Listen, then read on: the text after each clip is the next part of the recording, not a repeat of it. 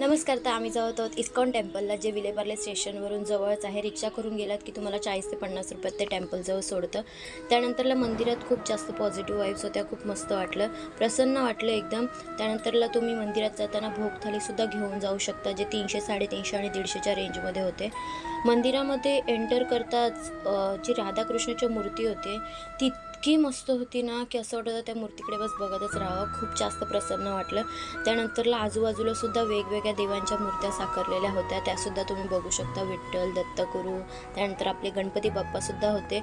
आणि आम्ही तिथे थोडं भजन चालू होतं, त्यामुळे बसलो अर्धा तास काहीतरी भजनामध्ये आणि खूप मस्त वाटलं. पॉझिटिव्ह वाईब्स आल्या आणि एकदम मन शांत होतं. डोक्यामध्ये काहीच त्रास नाही, तणाव नाही.